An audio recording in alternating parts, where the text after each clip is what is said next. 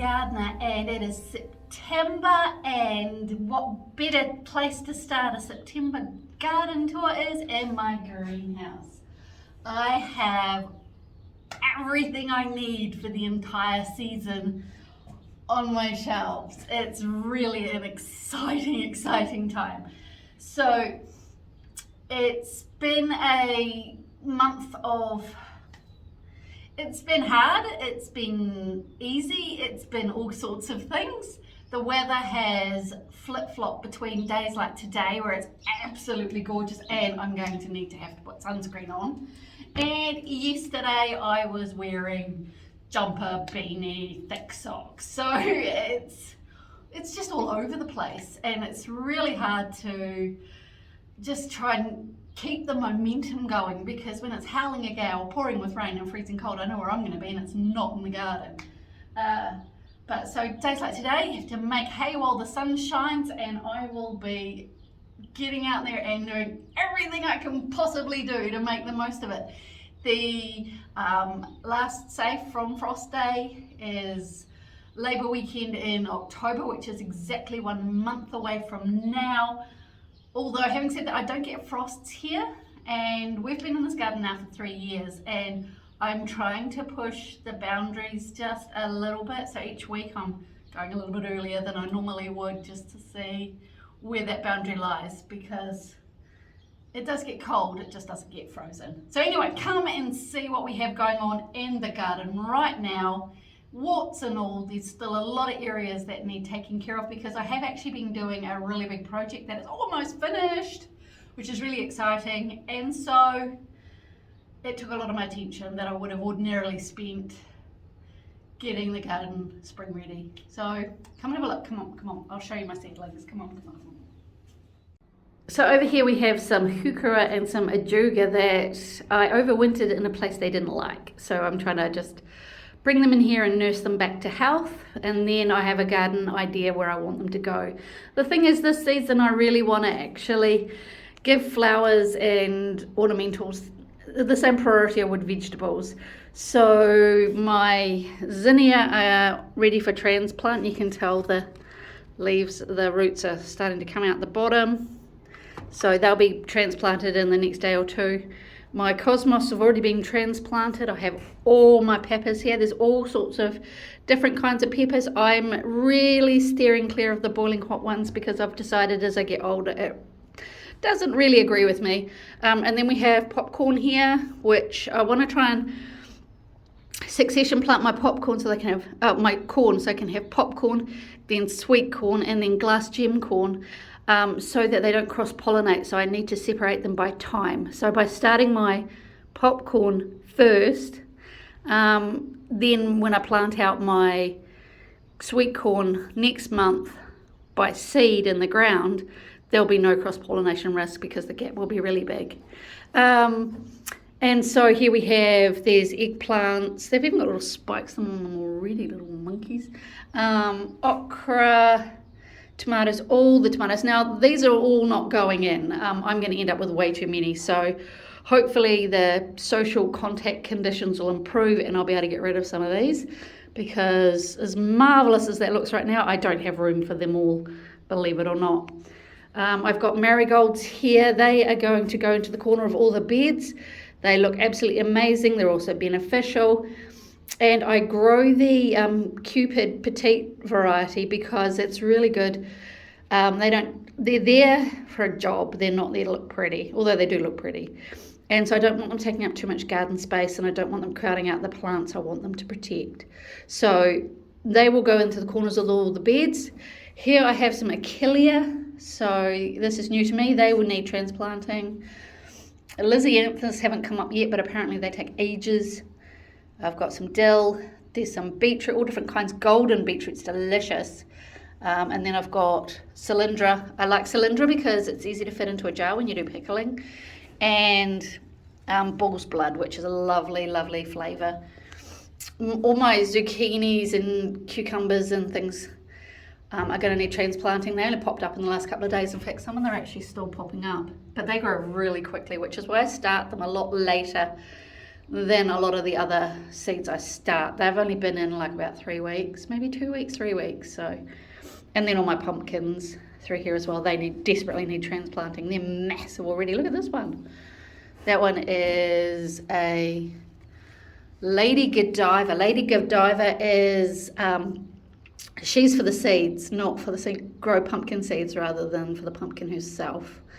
I've got my celery, spring onions. If you grow spring onions in the bunches like that, you'd buy them at the supermarket. It makes it easier to use them, just pull out the whole bunch. And then succession sow, so you've always got some nice ones. There's some little ones that are little peppers and things that are a little bit behind, but they'll catch up. The celeriac's a bit slow. Oh, I can smell, I've just brushed over. Oh, I can smell the cucumber smell. Oh, heavenly. So we got my melons here as well. There's melons. Over the back, my sunflowers, it's just a whole collective mix of saved seeds, more marigolds. Peanuts in the back, so hoping for the best. Coriander. Yeah, these are the ones I'm waiting to come up. So, oh, pepinos. So it's my first time growing pepinos. We've got spinach, rainbow beet. I'm actually thinking of planting some of the rainbow beet in an ornamental capacity in the garden. I reckon the yellow one will look absolutely amazing by my wildlife pond. More okra because it was slow coming up and I didn't think it was going to. I don't think I needed to. I got impatient. And then, what's that? Oh, more Savoy cabbage because my Savoy cabbage didn't come up either. So, more coriander because that coriander was slow and I thought, oh, it's not coming. I didn't wait long enough. So now we have more coriander. And then there's some of the slow tomatoes that have come up now. And these are wahoos, which is a native tree that I'm growing from seed and will plant in my windbreak. So I've been growing them a while. So that's a tree, that's wahoo. Spelled W, or is it fahu? Fahu? Wahoo. I think it's fahu. Yeah, WH. So yeah, so that's my seedling collection in the greenhouse. It's keeping me busy. It's fabulous. Right. Okay, what else is going on in the rest of the garden? Okay, we're going to start down this end.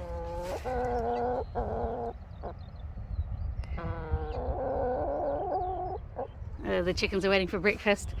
So we're going to start down this end for once. This is the far end. It is a gorgeous day. But, so these two beds at the top, I have relegated them to project bed because I just let them get too far out of control. This area is the one that needs the weeding the most, but it's not that difficult to do.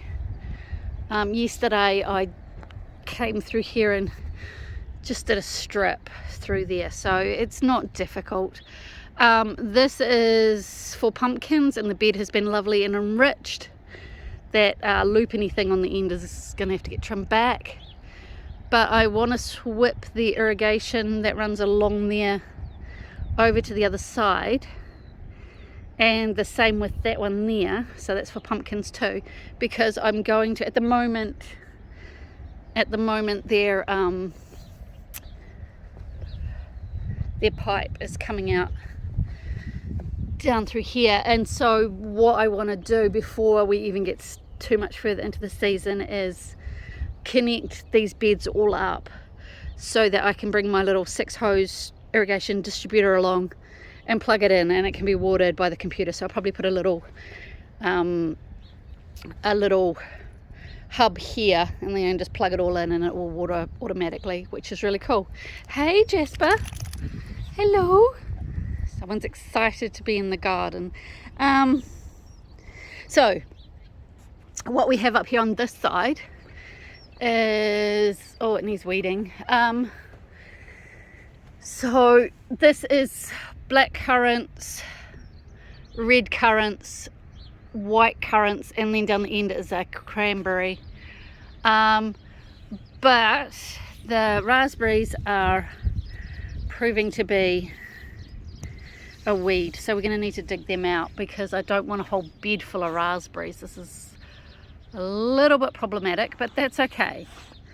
And so I'll just clean it all out so that the summer raspberries are just in that area. They're quite, yes, well, so we have to weed in through here. But I am looking forward to fresh raspberries. And then over here, strawberries, yum! So I've taken care of the beds here in that it was, I think last time you saw it, it was all wind blowing and the whole side of the bed had collapsed. So we've fixed that, and then I've sorted out the strawberries. So the back row, they are 1-year-old, those are 2-year-old, and these are 3-year-old. So next year I shall get rid of the front ones and replace them with runners, so that I have my loop of, because they only really do good for 3 years, so I just continually replace them. I need to come up with a new strategy to net over them, because the one that I had before, it was okay, but it was a faff. So I need a Mark II for protecting them. So that's what we'll do. Over here we have some spare strawberry plants that are going to some friends when it's safe to do so. These are Cape gooseberries, so we love those. They're actually really nice. Also called golden berries and all sorts of other things, but they're just fun. And then I have a gooseberry, and I can see green on it, so it means I haven't killed it, which is really, really good, because I've almost killed it several times. And then over here we have blueberries. There's also some strawberries I need to just biff. But look, we have blueberries. So yeah, I'm excited about that. And the problem is, a lot of the blueberry bushes, I mean the top half of this is just dead. I need to prune it off, and that one's not looking so great either, because the wind was just killing them. But because what was happening was the wind was coming off the dome and coming down through here, and then causing all sorts of problems in here. So we put this windbreak up about probably a month ago, and since then we've had really nasty storms, and the blueberries are flourishing and the bed is stable. So I think we've fixed it, so that is really good. That's a win for us. So what we might do next season is replace this temporary structure with something more permanent, with a wooden trellis or something on it, so it looks really cool rather than cobbled together.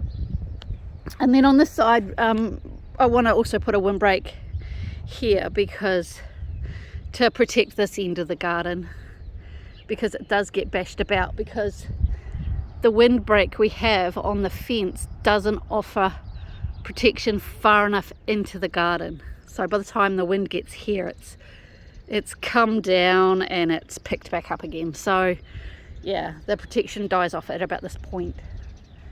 So this area needs weeding.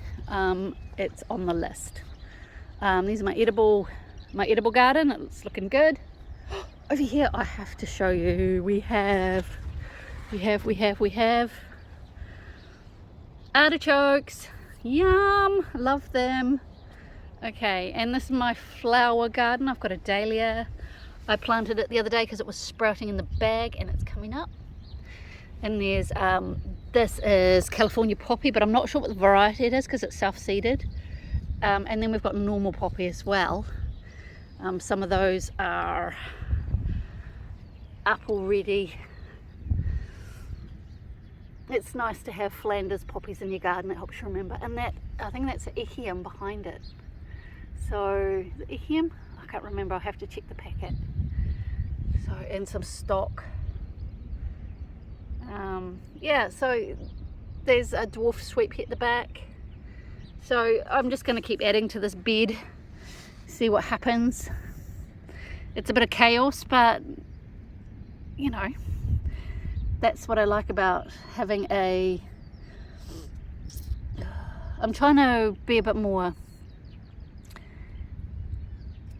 uncontrolled with my flowers, just to see how they go, because the vegetable garden is so regimented. And then we have, of course, over here the pond. It's got a lot of algae blanket weed at the moment. We're going to clear that out. I've got some barley straw I'm going to put in there once we get it clear, so that should help. But I planted these irises beside the garden, and they look absolutely beside the pond, they look absolutely stunning. So yeah, I'm really happy with the way the pond is starting to shape up, apart from the state of the water. All right, this bit's still a bit of a mess, but you know, we'll get there, baby steps. I need to sort that out. Not looking ideal. The asparagus is going nuts. We are now eating it every day, which you can't really complain about. The garlic isn't looking too bad. It's got a good size on it already. There is rust, and so it'll probably, but it's not as bad as it's been. So I'll just keep chopping off the tips and treating it, feeding it and treating it, feeding it and treating it. But I have good hopes, because if it's managed to get this big already without being hindered by the rust, then there's every chance that we'll actually get a good crop. So here's hoping, eh? I've planted potatoes in here. I did this on the 17th of September, because there's 99 days till Christmas. I normally like to plant them 100 days till Christmas, because that's how long my favourite Christmas potato takes. But yeah, so they went in 99 days till Christmas. It won't matter that much. So we've got potatoes in. This will be where all the beetroots and things like that will go, and the parsnips and the carrots. I sowed some carrot seeds, but only 2 came up. Oh, actually there's another one. Maybe there are more. Oh no, there's a few if I look closely, but it should be a thicker batch than that, so I will chuck some more seed down. It's not exactly a dramatic germination rate, so I'll pop some more seeds down. This is the bed the carrots were in before, and the beetroot and things like that. So we've got to like just keep eating them, because I'm going to need this bed for leafy greens next time. So there's carrots in here and some Swedes. We need to eat those. There's beetroot over there and fennel. That fennel actually looks ready to eat, so we need to start hoeing into that. And then there's some celery over there and some celeriac. I think for kneading the bed. What do I need the bed for? I need the bed for there's some spinach there, cucumbers. Okay, so they're not going to get planted for another month, so there's no hurry to eat these, but it will be good to. That's not a bad size for some celeriac, so we'll give it a go. And then this is where the beans will go. This is my broad beans. These are Huey. They're really pretty. I've only got one because I don't actually like broad beans all that much, but I have one. And then all the rest of my beans, most of the beans I'll plant them out in October because they like warm soil temperatures, and I'll plant them direct. Most of the beans I grow are dried beans like kidney and cannellini and things like that. So, and a few fresh because we like fresh. So that's where the beans will go. So the compost is filling up. That one's my filling up. This one is completely empty. And this is the one we're currently using, and it's really lovely. It's it's nice. So good compost. And my compost screw, fabulous thing. If you haven't got one of those, I recommend it. That turns it over so much easier. This year I've planted my yams in the container because they don't deserve a bed of their own, because they don't produce well. So I'm going to put my kumaras that I normally put in containers into the yam bed, and the yams are in the container. Okay, so this is the odds and sods bed. That's where it's empty. This is where the things like the popcorn and the soybeans and all of that will go, and peanuts. So all the fun things go in this one. That's where the melons will go, so that's ready and waiting. This is where the brassicas will go, which they can pretty much go in there now. The soil is ready for them. I'm just trying to finish up with these. There's a couple, there's a broccoli there. So this is the last of the brassicas. My Savoy cabbages went to seed, which was really disappointing, but the goat will get one and the chickens will get the other. And my mini baby cabbage, they're just starting to heart up now, so I reckon give them a week and then I better just take them. So this is where salad crops will go, which I think I can work with the space in the middle, because I succession plant, so I don't plant it all out in one go, which is I'll just clear out the middle, plant some, and then finish using the brassicas as they come.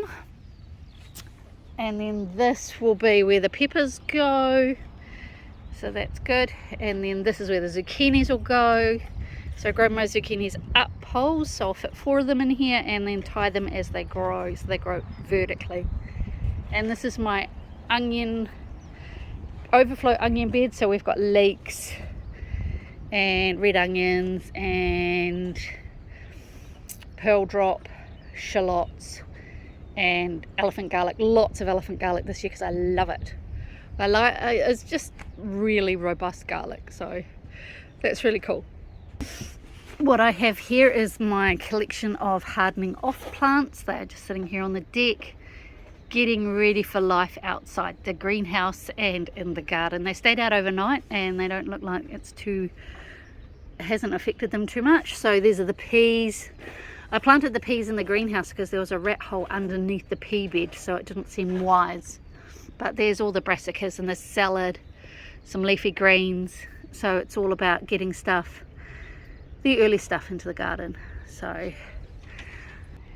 these are the onions, so this should hopefully give us a year's supply, give or take. So the first lot, which are actually already starting to like fatten up, which is very exciting. These are Spanish, yellow Spanish, and then these ones towards the end are Pukekohe long keepers.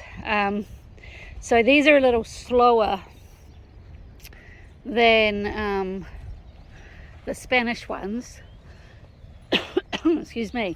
So what I've found is if I grow a faster performing onion, that it doesn't have as long as shelf life as something like the Pukekohe long keepers, you know, hence its name, long keeper.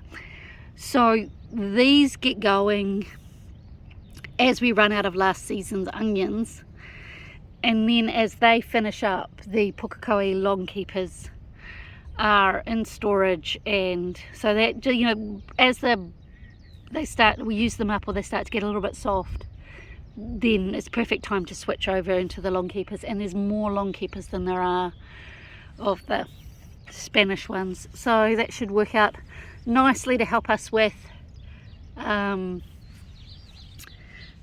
succession. I did last year for the first time, what I did is, because I had too many of the early ones, is I actually froze them, diced them and froze them.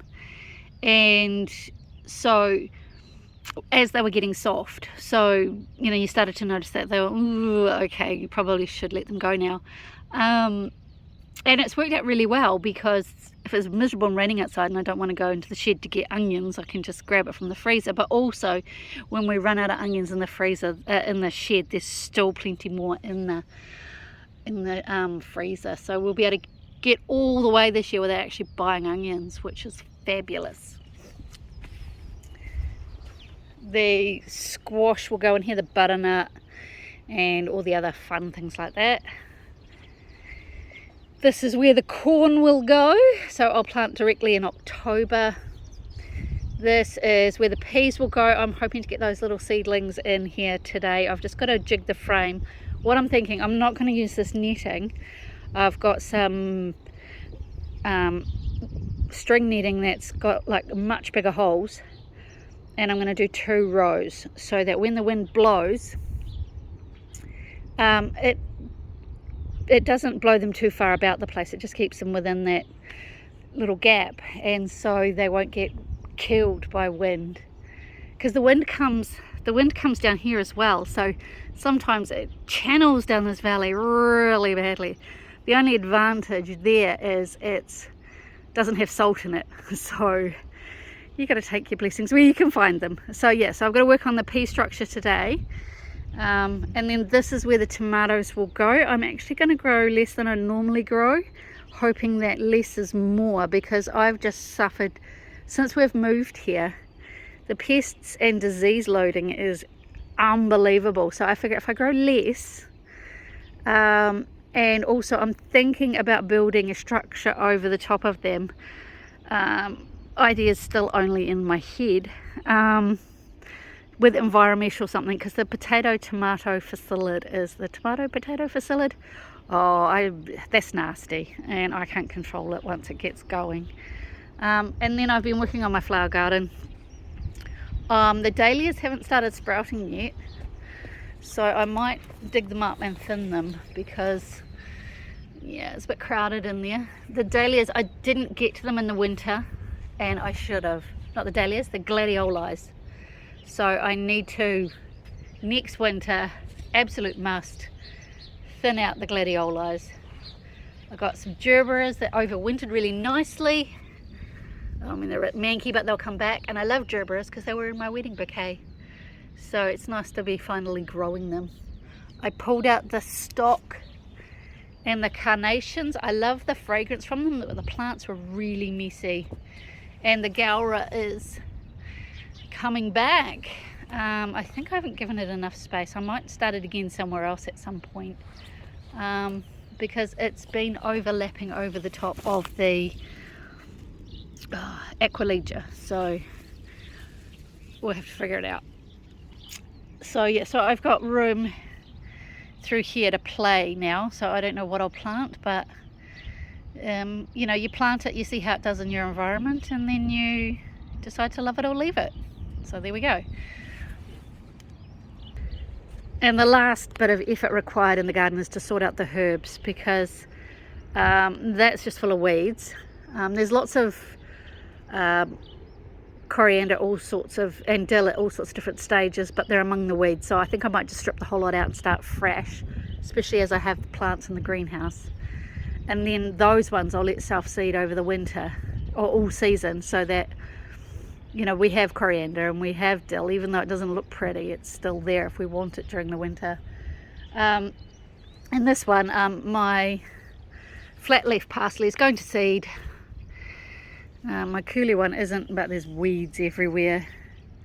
The sorrel is still there, but I saw a recipe someone posted on a group I'm in for sorrel soup, so that's what we shall do with it. I also need, over the back here, my normal chives got decimated by aphids last year and I didn't notice it, so I need to replant there, but my garlic chives are doing all right. And then I've got to try and tame that oregano, and there's some thyme in here. But what I do have, hopefully, under here somewhere, hopefully I haven't lost it. Oh, maybe I have lost it. Oh, maybe that's it. No, that's it.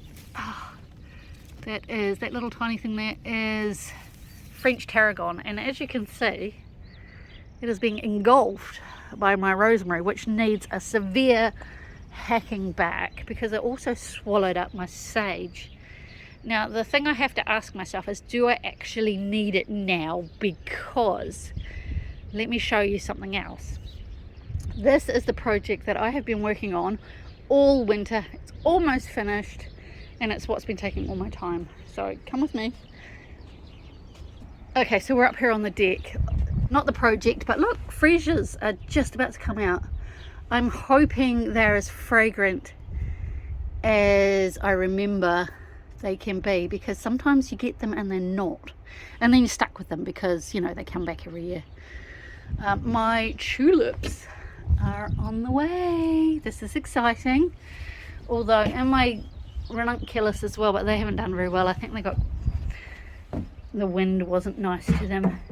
But the problem is, my tulips are supposed to be exactly the same, and I ordered them off the same company, but this does not look like it's the same